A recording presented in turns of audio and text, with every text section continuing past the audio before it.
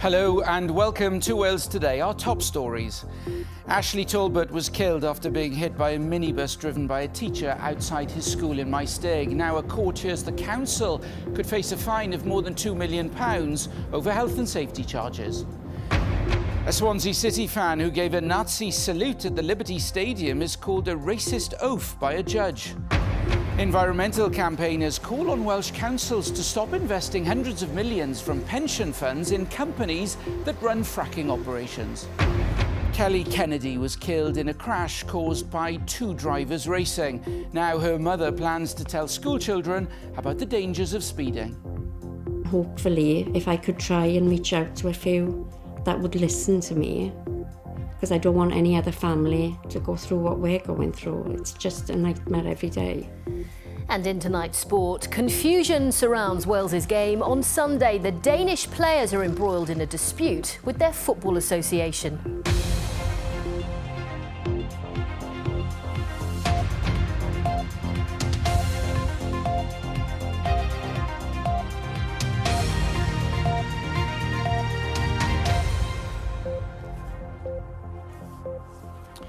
Good evening. Ashley Talbot was killed after being hit by a minibus driven by a teacher outside his school in Maesteg nearly 4 years ago. The Health and Safety Executive is prosecuting Bridgend Council following the death of the 15-year-old. Now it's emerged the local authority could face a fine of more than £2.4 million as the case heads to Crown Court. Jordan Davis has more. It was the end of the school day, and like children across Wales, Ashley Talbot was running for the bus, eager to get home. Suddenly, and still on school grounds, he ran in front of a minibus. The driver had less than a second to react. He hit Ashley, causing multiple injuries. He died at the scene. Ashley's mother and father spoke to BBC Wales last year. Really angry. Yeah, it was shocking. I mean, maybe because the children were inside a locked compound, they felt a lot safer, you know, and treated it as a car park instead of a road with traffic. The police questioned Chris Brooks, but decided not to prosecute. But the Health and Safety Executive claimed Bridgend County Borough Council should have done more to make sure pupils like Ashley were safe. The Health and Safety Executive alleged the council failed to discharge its health and safety duties towards Ashley Talbot. It alleged the school was unsafe in this particular area from day one, when it first opened on the 1st of September 2008, right the way up to the day after Ashley Talbot was hit by the minibus in 2014. Ashley Talbot was a popular 15-year-old. He was described as fun-loving and sensitive. Tributes were laid by friends and family at the school. The Christmas holidays were just around the corner. The court heard what happened to him was a fatal accident. The prosecution said the case should be sent to the Crown Court. Magistrates were told the maximum fine they could impose was £20,000. The prosecution claimed the starting point for any fine is £2.4 million. The case will now be heard in Newport Crown Court later this month. Previously, the council has said improvements have been made at the school, including introducing a drop-off zone for buses. Ashley's family want assurances the school is safe, so that no one else suffers the same fate as their son. A man from Swansea who gave a Nazi salute to Tottenham Hotspur supporters at the Liberty Stadium has been called a racist oaf by a judge. Leighton Johnson made the gesture after Swansea lost the match last year. He's been given a 12-month community order and banned from Swansea City's home matches for 3 years. Our reporter David Grundy's at the Liberty Stadium tonight. David.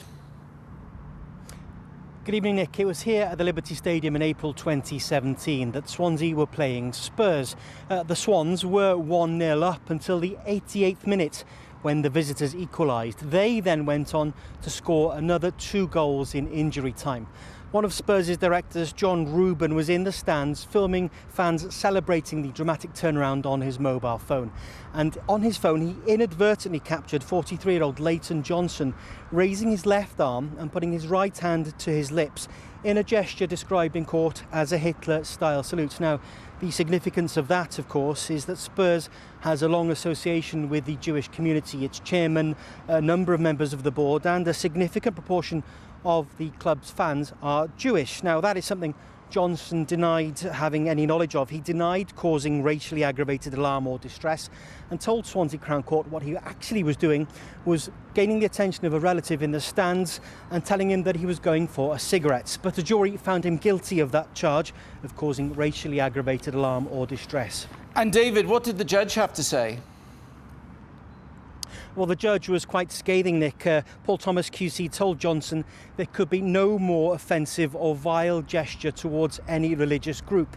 He said your behaviour was that of a racist oaf and you made a clown of yourself giving evidence during your trial. Now, Leighton Johnson has been handed an order banning him from all Swansea City's home games here at the Liberty for the next 3 years. He's also been given a 12-month community order. He'll also have to do 150 hours of unpaid work and has to pay over £1,000 in court costs. He refused to comment as he left court today, Nick. David Grundy at the Liberty Stadium, thank you.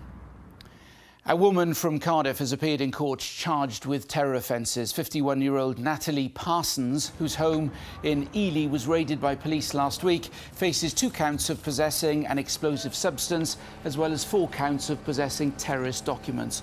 She's been remanded in custody and will appear at the Old Bailey at the end of the month.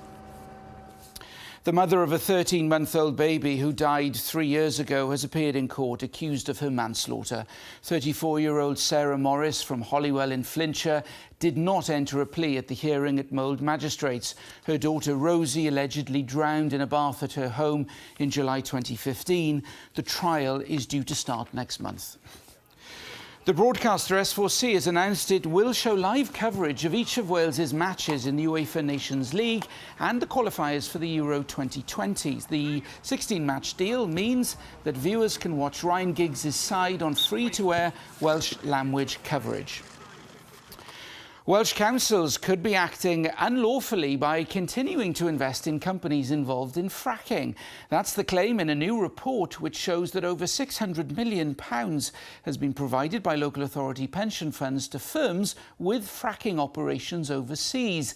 Let's get more now from our environment correspondent Stefan Messenger, who's live at the Senedd for us tonight. Stefan. Nick, this new research from environmental campaigners is timely because just next month new powers over fracking are set to be handed down from Westminster to this place behind me, and Welsh ministers will be able to say whether new applications from firms wanting to drill here in Wales can go ahead. But already they've more or less said don't bother asking because the answer's no. Drilling to reach gas trapped deep underground. This footage from the USA shows what fracking looks like. For years, big firms there have been tapping into what's been hailed as a shale gas revolution. The UK government's keen for it to take off here too, claiming fracking could have an important part to play as older coal and gas power stations close down. Opponents are worried it could be harming the environment while distracting us from investing in renewable sources of energy. The Scottish government's banned it, and here in Wales, where powers over fracking are set to be devolved to Cardiff Bay in October, the Welsh government's carrying out a consultation on its position, which is not to allow it either. But all the while, local councils are pumping millions into the industry via their pension funds, according to a new report by environmental campaigners. The Welsh Government's keen to make sure that no fracking happens and it's consulting on that position. So that's a really firm position. But what we don't want to see is that fracking is being funded by the back door, as it were. The report looked at local authority pension fund investments for the 2016 to 2017 financial year. All Welsh funds had a stake in firms involved in fracking overseas, in places like the USA, Canada, Argentina, China and Oman. The Greater Gwent Fund had the most invested, £150 million, followed by Dyfed at £131 million. Added together, all 8 funds had provided over £600 million. The campaigners claim the investments could conflict with the Wellbeing of Future Generations Act, which places a duty on public bodies in Wales to explain how their decisions help the environment and fight climate change. This pensions expert believes councils will come under pressure to make changes. They have a duty to make sure that they look after these funds. They have to be prudent about the funds, and it is a case of not putting all their eggs in one basket to make sure that they do yield a profit for those funds. But there is also the ethical issue. The Welsh Local Government Association told us all 8 funds were members of a forum which advises on ethical and climate-related issues. They said great consideration was given to making responsible investments, while protecting the interests of over 300,000 members of local government pension schemes in Wales.